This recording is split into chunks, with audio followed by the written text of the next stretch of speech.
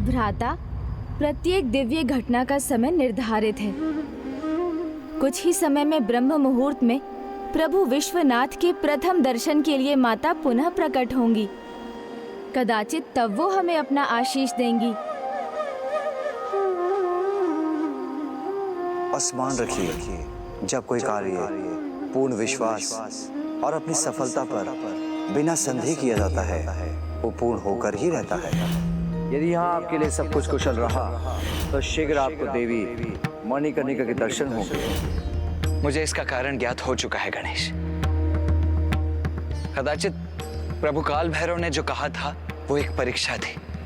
उन्होंने कहा था कि यदि सब कुछ उचित प्रकार से हुआ तो मां हमें दर्शन देंगी, और उनके ऐसा कहने से मेरे मन में एक संदेह उत्पन्न हो गया था, और कदाचित इसी कारण से अब तक हमें मां के दर्शन प्राप्त नहीं हुए। किंतु अब मैं प्रभु विश्वनाथ के कहे अनुसार संपूर्ण निष्ठा के साथ, संपूर्ण विश्वास के साथ कार्य करूंगा। तब मां हमें अवश्य अपना आशीष और दर्शन प्रदान करेंगी। ओम मणिकर्णिकाय नमः। ओम मणिकर्णिकाय नमः।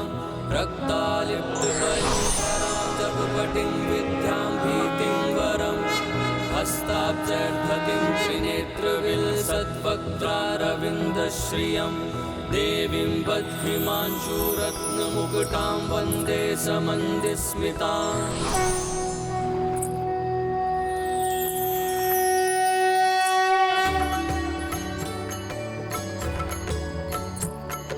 नमो देव्यै महादेव्यै शिवाय सततं नमः। नमः प्रकृत्यै भद्राय नियतः प्रणतः स्मताम्। रौद्राय नमो नित्याय गौर्यै धात्रे नमो नमः। ज्योत्स्नाय चिन्दूरुपिण्ड्यै सुखाय सततं नमः। कल्याण्यै प्रणतां वृद्ध्यै सिद्ध्यै कुर्मो नमो नमः। नैत्रेत्यै भुभृतां लक्ष्म्यै शर्वाण्यै ते नमो नमः। दुर्गायै दुर्गपालाय सारायै सर्वकारिण्यै ख्यात्यै तथैव कृष्णायै धीरायै सततं नमः। मणिकर्णिकाय नमः। ओम मणिकर्णिकाय नमः।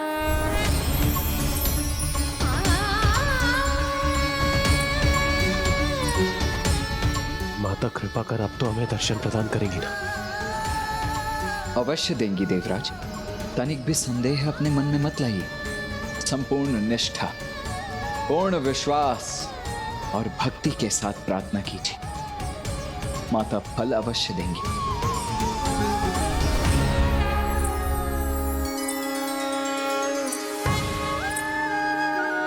ओम मणिकर्णिकाय नमः। ओम मणिकर्णिकाय नमः। ओम मणिकर्णिकाय नमः। ओम मणिकर्णिकाय नमः।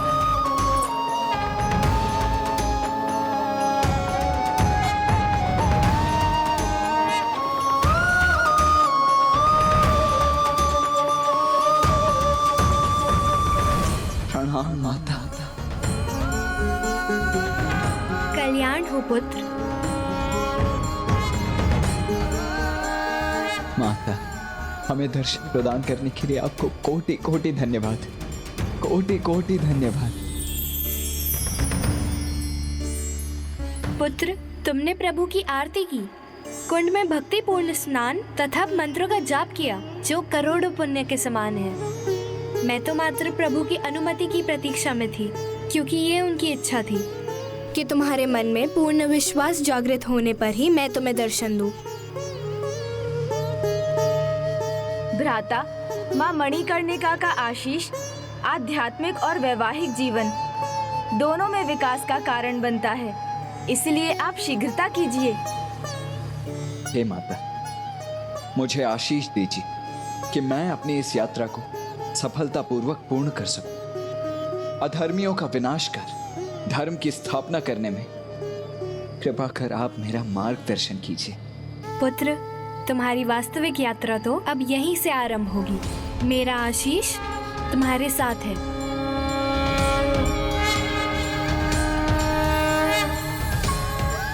और जिस प्रकार काशी में प्रभु विश्वनाथ ज्योतिर्लिंग के दिव्य तेजपुंज के कारण अग्नि, जल, वायु, धरती और आकाश, ये सभी पंचभूत तत्व महान संतुलन में हैं, उसी प्रकार जब अपनी यात्रा की अवधि में तुम प्रभु के पंचभूत लिंगों का दर्शन कर आशीर्वाद प्राप्त करोगे, तभी तुम अपने भीतर के पंचभूत की शक्तियों को जागृत और संतुलित कर पाओगे।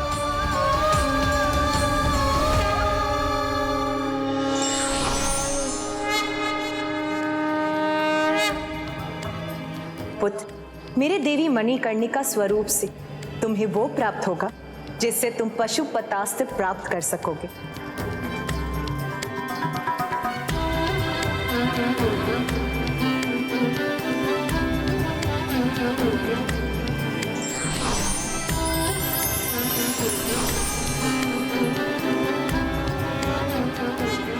पुत्र, जब तुम पंचभूत शिवलिंगों को ढूंढकर सभी तत्वों की ऊर्जा प्राप्त करोगे, तब उनकी ऊर्जा चक्र भिन्न रंगों में इस कड़े के भाग बनेंगे और तब तुम्हें पाशुपतास्त्र प्राप्त होगा, जिससे तुम सुरापद्मन का वध कर सकोगे।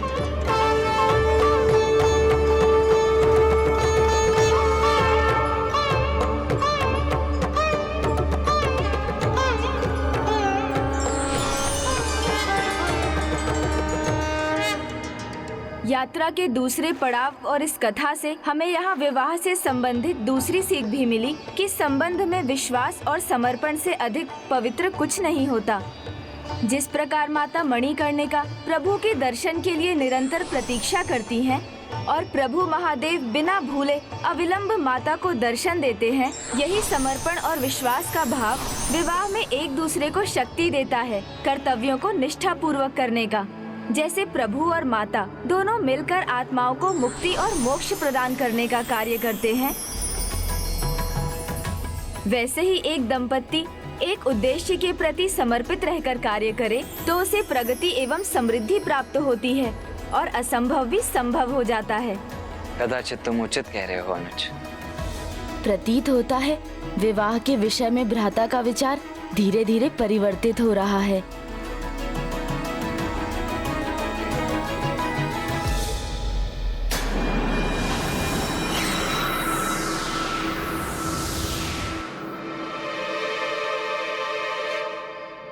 कहीं ऊपर से गिर गए तो अरे तो लेने के देने पड़ जाएंगे। अरे नीचे आ जाइए, नीचे।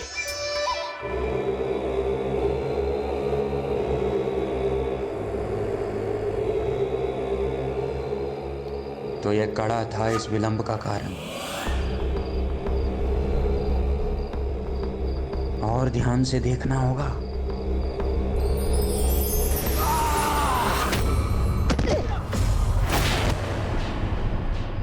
चेतावनी दी थी ना उन्होंने, फिर भी नहीं रुके आप।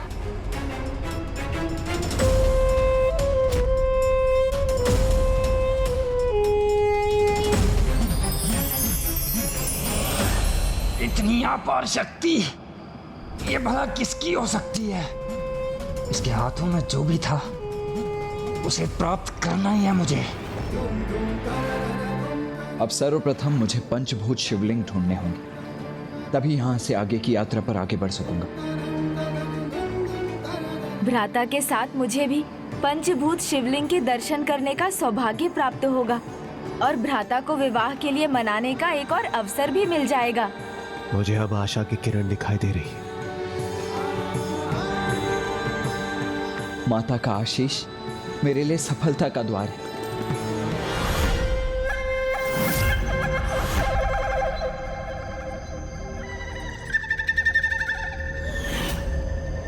ना ना ना भाखन, संकट बनेगा, कंटक बनेगा हमारे लिए जो इसने प्राप्त किया है।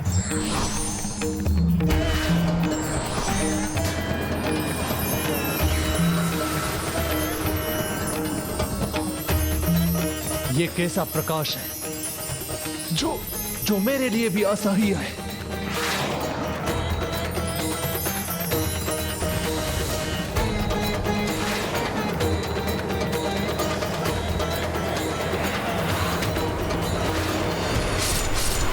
नहीं, किसका प्रकाश? बाण, बाण, बाण।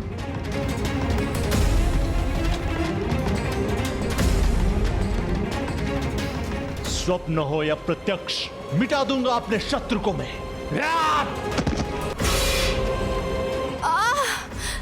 बहन का दुख भी विचलित नहीं करता है इन्हें। प्रतिशोध के स्थान पर निद्रा सुख में लीन है। कैसे भ्राता है ये? बहन नहीं, भय का संक्रमण है ये। शत्रु के समान ये मेरे दंड की भागी ही है। आज का दिवस इस भीरू की मृत्यु से ही प्रारंभ होगा।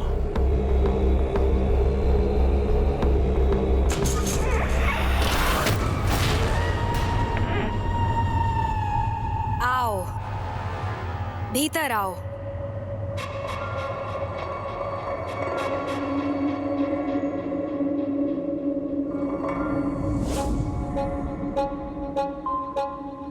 आओ, निकट आओ।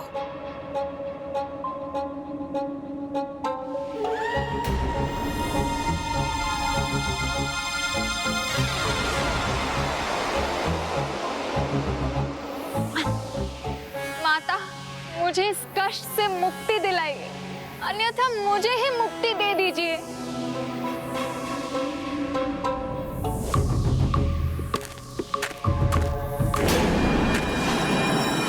ये सहायता के ही योग्य है, किंतु इसे कष्ट से नहीं, इसे ही मुक्ति दीजिए, अन्यथा ये मेरे शत्रु उस कार्तिकेय की प्रशंसा करके भय का साम्राज्य फैलाएगी और अपने ही भ्राताओं को भयभीत करेगी।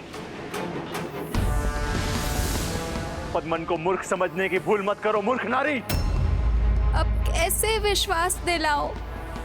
आपके लिए ही शची का अपहरण करने गई थी।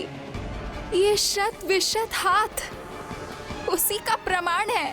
तुम्हारा हाथ विलग नहीं हुआ है, तुम्हारे कारण संपूर्ण असुर जाति का सम्मान विलग हुआ है। मूर्ख अबला नारी। बस भूलो मत कि एक नारी ने ही तुम जैसे शक्तिशाली पुत्र को जन्म दिया है। इसीलिए एक नारी को अबला समझने की भूल कभी मत करना।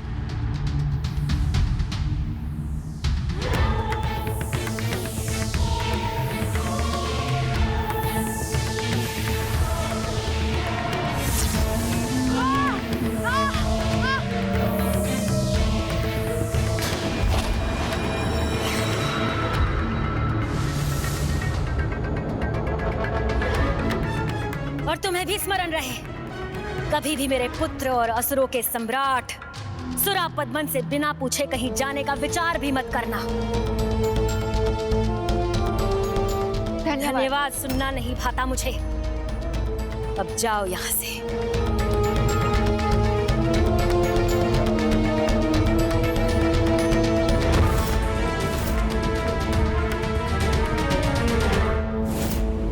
सुरा पद्मन, असुरों के सम्राट, अजामुखी क्या किसी भी नारी के शब्दों से भयभीत नहीं हो सकता। वो भय जो तुम्हारे मन में समाया है, तुम्हारे मन की ही उपज है। मेरे मन की उपज?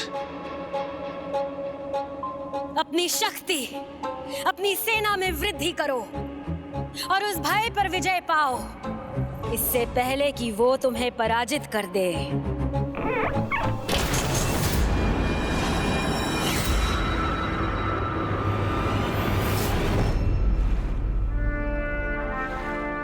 शीघ्र ही पंचभूतों को क्रियान्वित कर पशुपतास्त्र को प्राप्त कर मैं उस दुष्ट असुर का सामना करने के लिए तैयार हो जाऊंगा।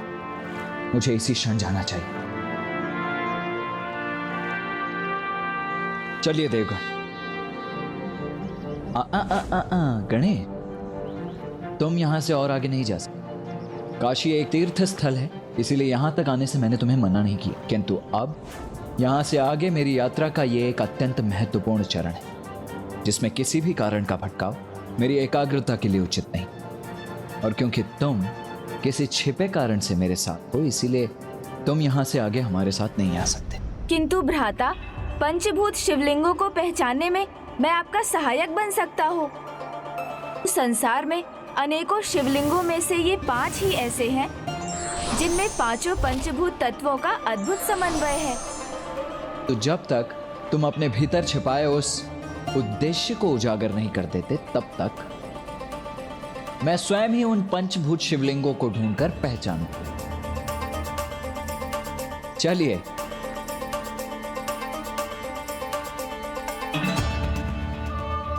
भ्राता, मुझे आपसे कुछ नहीं छिपाना है, सब कुछ बताना है, किंतु धीरे धीरे, अन्यथा सब कुछ समझे और जाने बिना आप विवाह के लिए मना कर देंगे।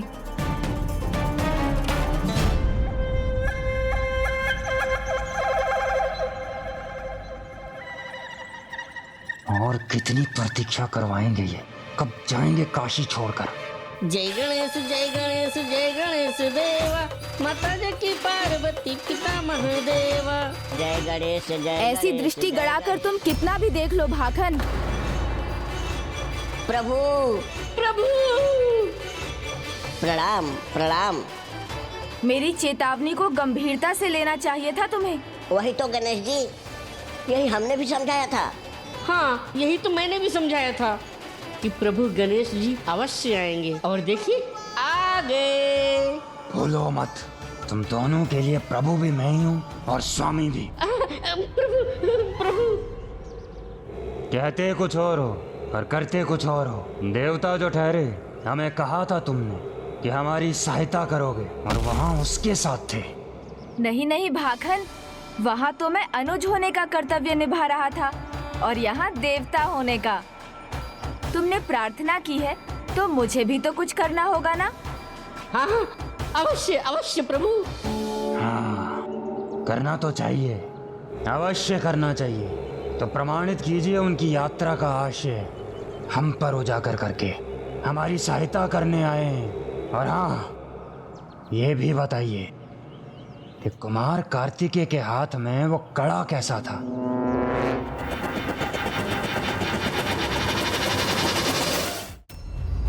इसे उस दिव्य कड़े का महत्व बता ही देता हूँ, जिससे वो शक्ति संपन्न दिव्य कड़ा, जिनमें प्रथम है श्रीकाल हस्ती।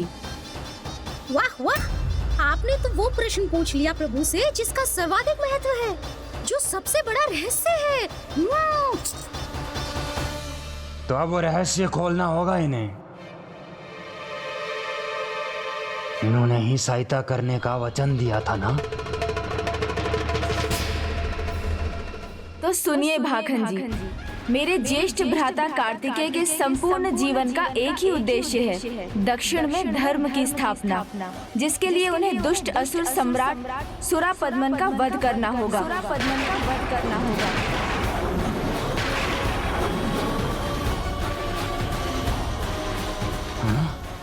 असुर सम्राट का वध? सफलतापूर्वक इस यात्रा को संपन्न करने पर उन्हें वो अजय अस्त्र मिलेगा जिससे वो उस अति शक्तिशाली, अति संकटकारी, अति भयंकर अत्याचारी सुरापद्मन का वध करेंगे। असुर सम्राट का वध कैसे कैसे करेंगे तुम्हारे ज्येष्ठ भ्राता? वो ऐसे होगा भाखन कि जो कड़ा उन्हें काशी में मिला उसे वो विशिष्ट शक्तियों के साथ पूर्ण करेंगे। इतना शक्तिशाली कड़ा? तब सर्वप्रथम इस कड़े पर ही अपना अधिकार स्थापित करूंगा मैं।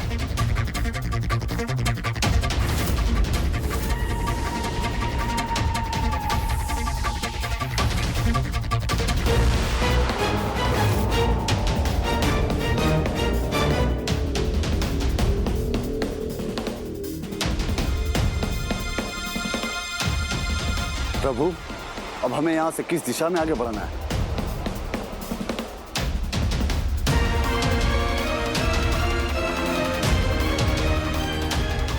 कदाचित ये मेरी ही प्रतीक्षा में है।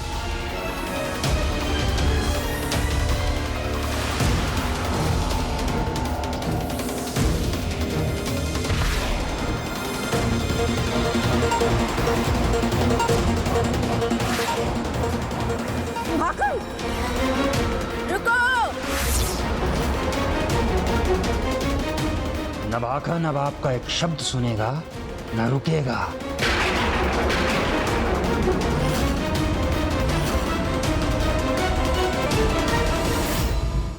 जाओ, प्राप्त कर लो उस कड़े को, किंतु अधूरे कड़े को सुरा पद्मन तक पहुंचाकर क्या लाभ होगा? अधूरा कड़ा? हाँ, अधूरा। पहले उस कड़े को पूर्ण तो होने दो। उसमें ब्रह्मांड के सभी पंचभूतों की शक्तियां समाहित होंगी और वो महान पाशुपतास्त्र को जागृत करने में समर्थ होगा। ये बात समझो, क्योंकि जिसके नियंत्रण में पाशुपतास्त्र रहेगा, विजय उसी की होगी। कार्तिकेय की सभी सूचनाओं के साथ यदि मैं असुर सम्राट सुरापद्मन को यह कड़ा भी दे दूं, तो वो अत्यंत प्रसन्न होंगे। और ये कड़ा तभी पूर्ण होगा जब इसे धारण करने वाला पंचभूत शिवलिंग धामों की यात्रा पूर्ण करेगा। देवराज, वीरबाहु, आप में से किसी को तो पंचभूत शिवलिंग धामों का ज्ञान होगा। कुमार कार्तिकेय, यदि हमने उनके दर्शन किए भी हो, तब भी हम उन्हें पहचान नहीं पाएंगे, क्योंकि इस संसार में कोई भी शिवलिंग पंचभूत शिवलिंग के नाम से विख्यात नहीं है। हाँ, कदाचित इस यात्रा का एक उद्देश्य ये भी हो सकता है, आपके द्वारा इस समस्त जगत के समक्ष पंचभूत शिवलिंग भी आ जाएंगे। पंचभूत शिवलिंग ये क्या होती है? क्या होता है? पंचभूत शिवलिंग दिखने में तो साधारण शिवलिंग के समान ही होते हैं, परंतु उनमें असाधारण शक्तियाँ होती हैं। उनके दर्शन बहुतों ने किए हैं, उनकी कथाएं भी बहुतों ने सुनी हैं, किंतु बहुत कम ऐसे हैं जिन्हें पता है कि कौन सा शिवलिंग किस पंचभूत तत्व का प्रतिनिधित्व करता है। किंतु किसी को तो उनका ज्ञान होगा। पंचभूतों में अग्नि, जल, वायु को लेकर अग्निदेव, वरुण देव, वायुदेव अवश्य कोई संकेत दे पाते हैं, किंतु दुर्भाग्यवश उस दुष्ट सुरापद्म ने उनका हरण कर लिया है। तो अब ऐसा कौन है जो हमारा मार्गदर्शन कर सकता है? वो जो सबका मार्गदर्शन करते हैं, जो स्वयं में बुद्धि स्वरूप हैं, जो प्रथम पूज्य विघ्नहर्ता हैं, वो ही हमारा मार्गदर्शन कर सकते हैं। महादेव पुत्र पार्वती नंदन, प्रथम पूज्य गणेश, प्रथम पूज्य गणेश, प्रथम पूज्य गणेश।